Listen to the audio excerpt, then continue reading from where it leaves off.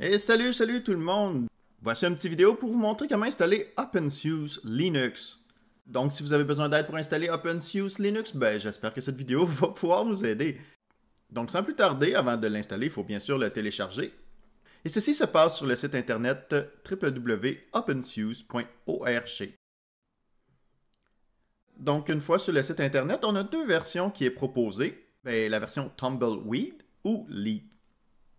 C'est quoi la différence entre les deux? En fait, celle-là, c'est une rolling release. Donc, c'est une distribution qui a toujours les dernières versions des logiciels qui évoluent très rapidement. Donc, vous allez avoir beaucoup de mises à jour, ce qui peut être intéressant, mais en même temps, trop de mises à jour, des fois, ça peut jouer sur la stabilité. D'où la force pour les distributions un petit peu plus conservatrices. Donc, l'outil, le paquet installé a été bien testé et fonctionne très bien et ne change plus pour la version installée. Seuls des bugs et des mises à jour de sécurité seront corrigés pour les différents paquets tout en conservant leur version. Donc, c'est en faisant une mise à niveau vers une nouvelle version que vous allez avoir les nouvelles versions. Par exemple, si vous faites une mise à jour de OpenSUSE Leap 15.4 à 15.5, donc c'est là que le noyau va changer, c'est là que la version de l'interface graphique va changer, c'est là que la version de systemd va changer. Donc tous les logiciels importants et critiques dans la distribution vont rester à leur version jusqu'à ce que vous faites une mise à niveau, donc un upgrade en anglais. Donc dans le cas d'un rolling release, il y a beaucoup de mises à jour, toujours la dernière version, un risque de plus de briser le système. Donc c'est toujours un choix personnel, selon vos besoins. Moi personnellement, je n'installe aucun serveur en rolling release. Même que dans mes machines personnelles, j'utilise rarement du rolling release. J'aime ça, avoir une base plus stable. Et de choisir quand je veux faire la mise à niveau vers la nouvelle version. Donc, planifier le bon moment que je veux faire ces changements. Donc, en parlant d'un petit peu plus stable, on a la version Leap. Donc, qui est une version qui sort à tous les 12 mois.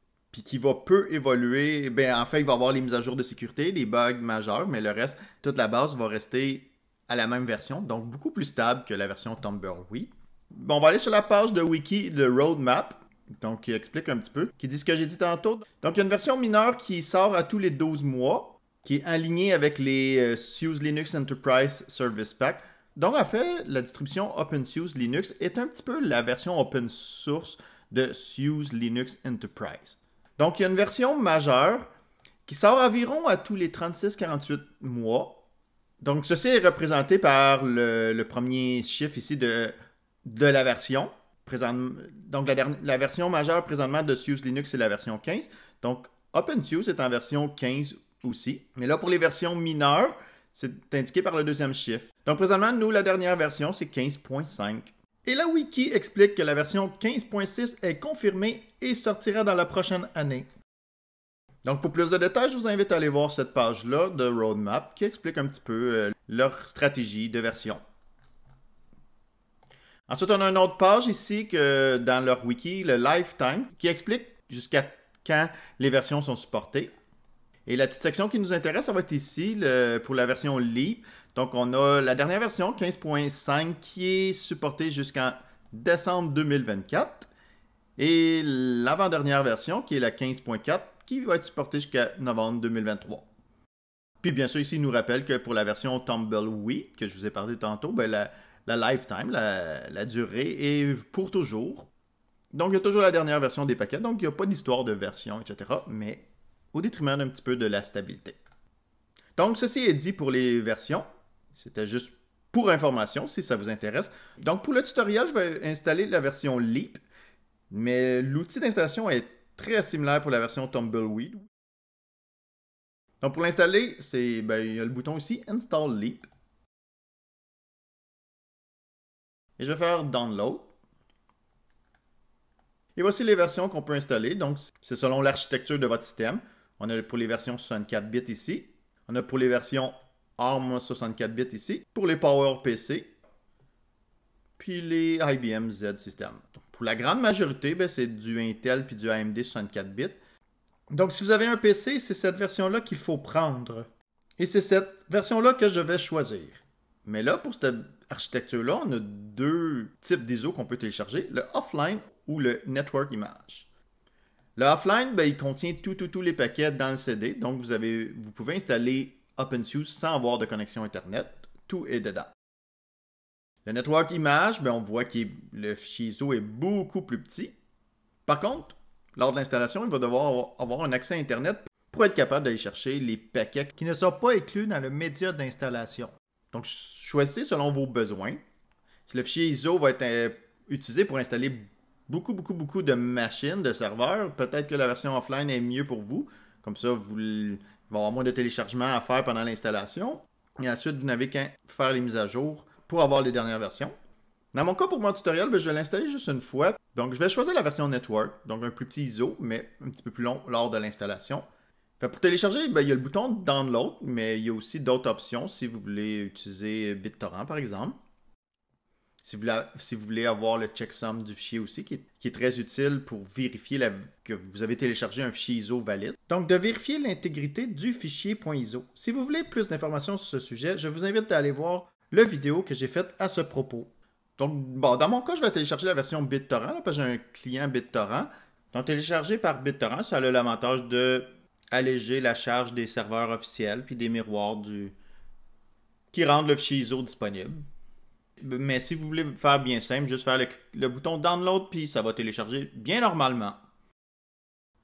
Donc voilà, c'est terminé pour le téléchargement. Puis je vais vous montrer. Ici, c'est mon dossier où que tous mes téléchargements se font. Et on a ici le nouveau fichier ISO que j'ai téléchargé. Donc, une fois que le fichier ISO a été téléchargé, il faut maintenant créer une clé USB bootable pour pouvoir installer OpenSUSE. Ça se fait avec un outil comme Ballerinator, comme Rufus. J'ai déjà des vidéos à propos de ça qui vous expliquent comment faire les clés USB bootables à partir d'un fichier ISO et aussi comment démarrer votre système à partir de cette clé USB-là. Donc, je vous invite à aller voir ces vidéos-là. Bien sûr, si vous êtes dans un environnement virtuel, par exemple, vous avez un environnement VMware, Proxmox ou VirtualBox, vous n'avez qu'à créer votre machine et choisir le fichier ISO que vous voulez utiliser pour l'installation. Et lors du premier démarrage de la machine virtuelle, ça va démarrer sur le fichier ISO que vous avez assigné à la machine virtuelle. Donc, rapidement, je prépare ma clé USB et je vous reviens dans la vidéo lorsque je serai dans le menu d'installation d'OpenSUSE. À bientôt! Et voilà, j'ai démarré sur l'outil d'installation de OpenSUSE Linux. Et voici ce qu'il nous propose ici. On a en bas, si vous voulez changer de langage, pour la vidéo, on va le mettre en français, donc F2. Français. Le mode vidéo, je vais laisser par défaut, mais si jamais vous avez une vieille ordinateur ou des bugs graphiques pendant l'installation, venez voir les trucs proposés ici. Vous pouvez aussi l'installer en mode texte, donc c'est une installation qui est beaucoup moins graphique, mais qui est peut-être nécessaire des fois si votre carte graphique ne supporte pas bien l'installation. Mais là, on va rester ça par défaut. Donc, si vous voulez des options spéciales pour le noyau Linux lors de l'installation, c'est ici. Si vous voulez aussi des pilotes, etc. Mais là, on va laisser vraiment tout par défaut. On va faire ça simple. Donc, dans le menu ici, on a quelques choix. Le premier est dans le cas où vous ne voulez pas installer OpenSUSE et démarrer le système installé dans votre disque dur. Donc, si vous changez d'idée. Ensuite, il y a installation ici pour démarrer l'installation.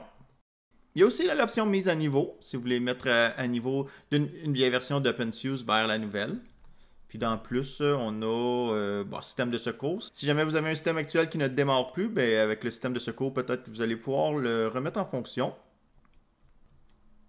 Voilà en gros, si vous voulez tester la mémoire de votre machine, faire un test memory, un mem check. Puis si vous voulez faire valider le support d'installation, être sûr qu'il n'est pas corrompu, que l'intégrité du support d'installation est correcte. Donc je ne vais pas m'attarder sur ça, je vais faire escape pour venir. Et nous, ce qui nous intéresse, c'est installation.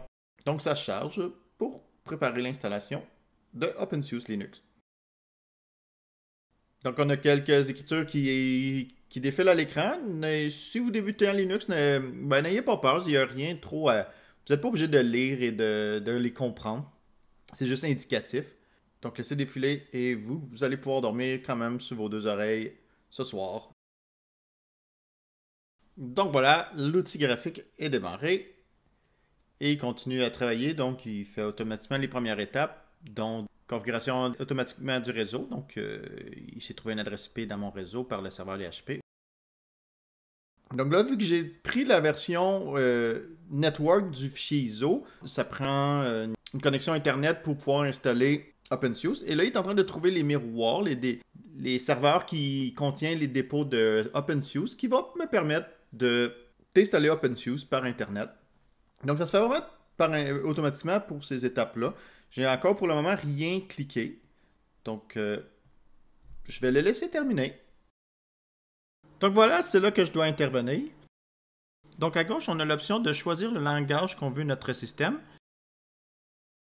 Et à droite, le clavier, donc la disposition du clavier. Dans mon cas, ça va être Français Canada. Je peux tester ici les touches, donc les caractères spéciaux, des fois, vont varier d'un langage à l'autre. Donc juste valider que vous êtes dans le bon langage. Et moi, ça fonctionne. Je suis bien avec un clavier QWERTY et ma touche est à la bonne place, comme ici, comme que j'ai ici sur mon clavier Français Canada. Donc, si on a le contrat qu'on peut lire avec une grande attention, et ensuite, vous faites suivant. Donc, ensuite, il nous demande si on veut activer les dépôts en ligne. C'est justement les dépôts qui contiennent les paquets qui ne sont pas inclus dans le média d'installation. Donc, dans mon petit CD d'installation que j'ai en version minimum juste pour installer en version réseau, c'est une nécessité dans mon cas de faire oui. Sinon, je ne pourrais pas installer grand-chose. Vraiment un système très minimum. Et ça me demande quel dépôt que je veux activer.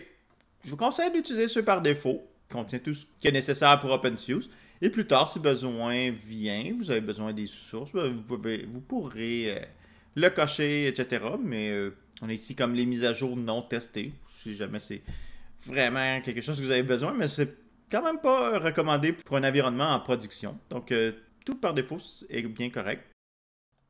Si vous cliquez dessus, vous avez une petite description de chacun des dépôts. Donc, si vous êtes curieux et vous voulez savoir qu'est-ce que tous ces dépôts contiennent, vous pouvez le voir dans la description, dans la section du bas. Donc, let's go, on va faire suivant pour passer à l'étape suivante. Donc, il est en train d'ajouter les dépôts qu'on a sélectionnés.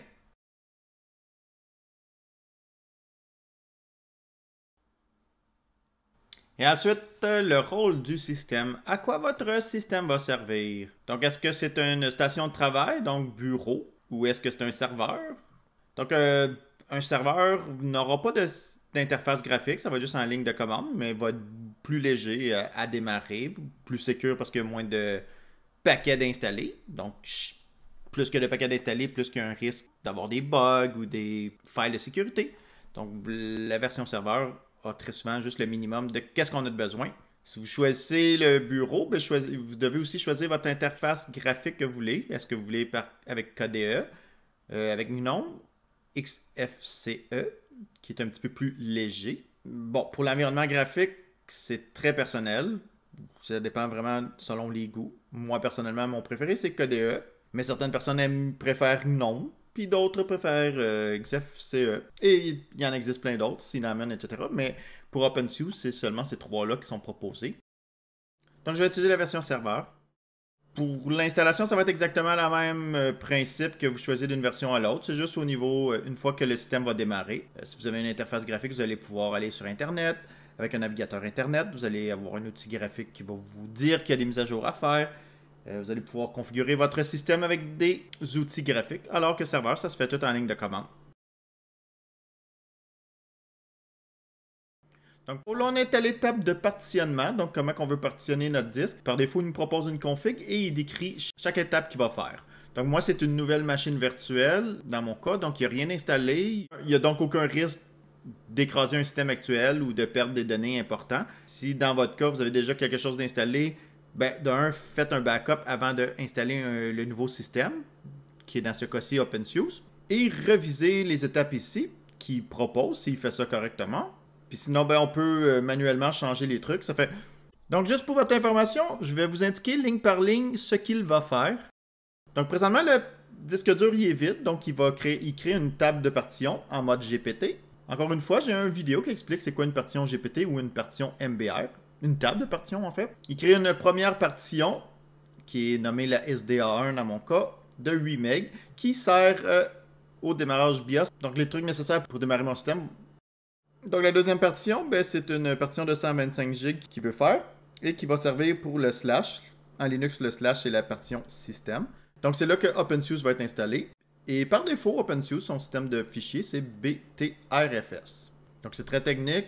Dans votre cas, si vous ne savez pas c'est quoi, je vous suggère toujours d'utiliser celui qui est proposé par défaut. Et un jour, vous avez un besoin bien précis, que vous avez besoin d'utiliser un autre système de fichiers, bien, vous allez pouvoir explorer les autres systèmes de fichiers disponibles, comme XFS, ext4, etc. Mais lors de vos premières installations, puis même moi aujourd'hui, encore une fois, j'utilise presque toujours celui qui est proposé par défaut par la distribution Linux que j'installe. Donc pour une Red Hat, c'est XFS, Debian, Ubuntu, c'est ext4, puis pour OpenSUSE, c'est BTRFS. Et finalement, la dernière partition qui fait, SDA3, c'est une partition de 2 GB, puis c'est pour l'échange, pour la swap, qui sert quand la mémoire vive est trop utilisée.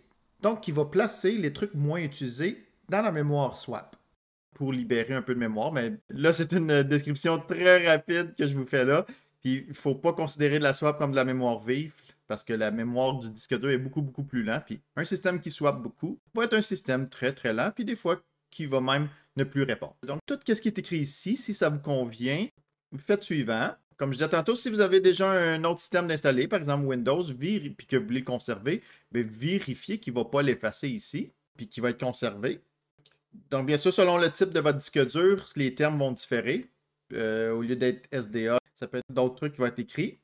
Le 1, c'est pour la première partition, 2, c'est pour la deuxième partition. Si vous savez que Windows est installé dans votre première partition, puis que vous voyez que la première partition est formatée, donc ça veut dire qu'il y a quelque chose de pas correct. Et dans ce cas-ci, peut-être que vous allez devoir utiliser le mode de partitionnement expert. Donc, quand vous cliquez sur le bouton, il y a deux choix. Soit que vous démarrez l'outil, mais avec avec tout ce qui est configuré ici, tout ce qui est proposé, ou que vous démarrez l'outil avec l'état actuel de votre disque dur, puis que vous faites à la main toutes les étapes. Donc, refaire toutes ces étapes-là ici, créer une partition pour le UEFI, une partition pour le slash, puis une partition pour le swap. Donc, si tout ce qui est proposé ici, c'est correct, cliquez sur le bouton suivant.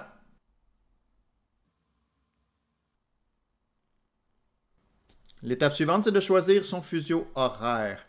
Donc, moi, dans mon cas, je suis au Canada, au Québec. En fait, je vais cliquer sur le Québec et je vais choisir environ que je suis dans le fuseau horaire Est. Donc, je suis dans le Eastern Time. Donc, l'heure de l'Est à New York, c'est le fuseau horaire que je veux. Des fois, ils proposent Toronto aussi, mais on dirait... Ah, ben voilà. J'ai cliqué un petit peu plus précis, puis Est, Canada. Ça va être le même fuseau horaire, c'est juste que là, maintenant, c'est marqué Région Canada, puis Toronto, qui est le même fuseau horaire que où j'habite, au Québec. Je vais faire suivant.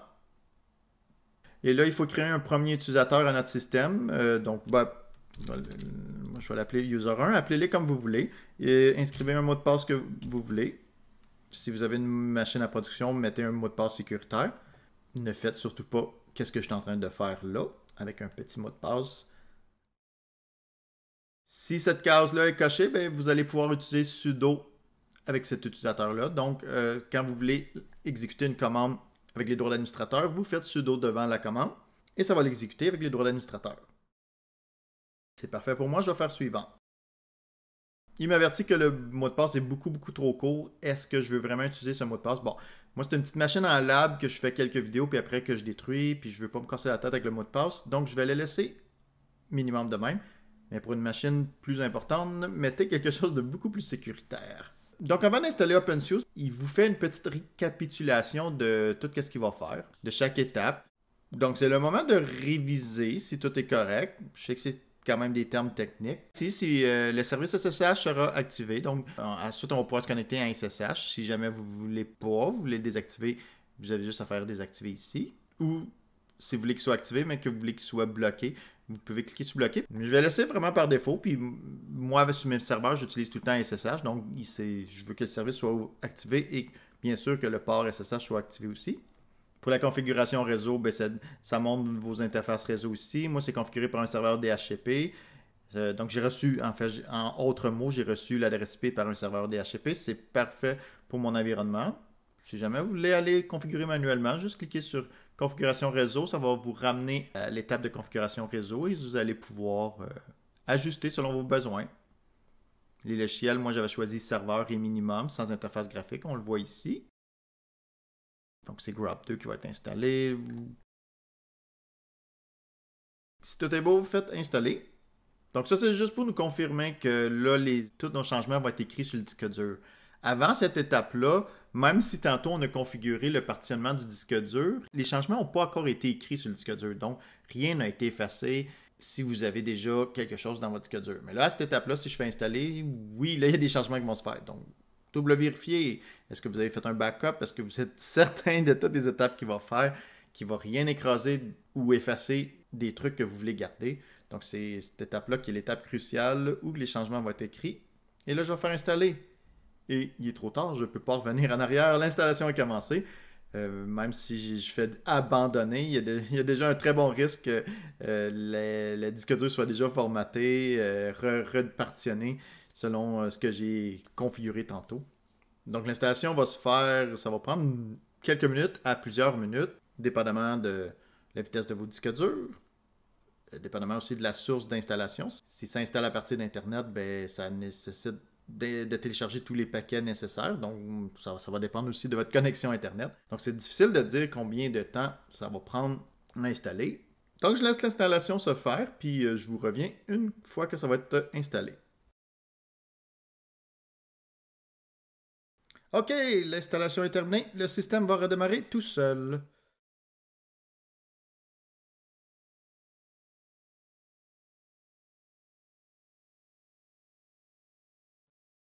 Donc voilà, une fois démarré, je suis dans le menu Grub, qui a été installé aussi avec OpenSUSE.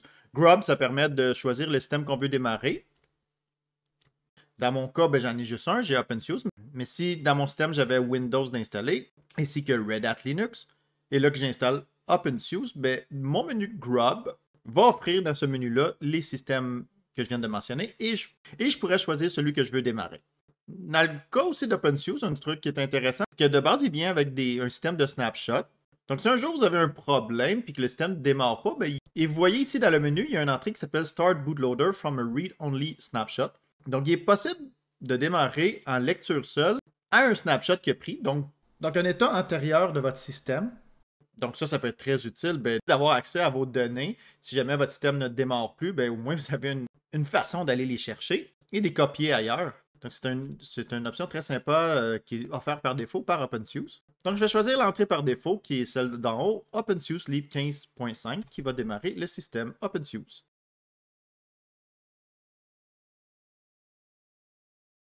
Donc voilà, vu que j'ai fait l'installation sans interface graphique, donc à la version serveur, ben, je suis avec une interface en ligne de commande, très basique. Les informations que ça me donne, c'est bon, bienvenue sur OpenSUSE et le numéro de la version. Et ça me dit également sur quel kernel Linux que je suis. Et ça indique des informations de mon interface réseau ainsi que mon adresse IP. Donc si jamais je veux me connecter à un SSH, ben, voilà l'adresse IP ici. Et pour me connecter, ben, je peux me connecter avec mon utilisateur, par exemple user1, et mon mot de passe. Et je peux faire les commandes disponibles en Linux et disponibles dans OpenSUSE.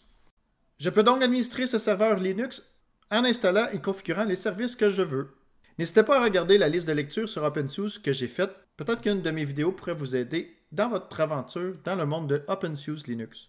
Donc j'espère que cette vidéo vous a été utile et que vous l'avez appréciée. N'hésitez pas à écrire dans les commentaires ce que vous avez aimé et ce que vous n'avez pas aimé, histoire que je puisse améliorer mes futures vidéos. Est-ce qu'il y a des vidéos de OpenSUSE Linux que vous aimeriez que je fasse qui pourraient vous aider? Je suis curieux de le savoir. Donc je vous souhaite une bonne fin de journée et à bientôt. Au revoir.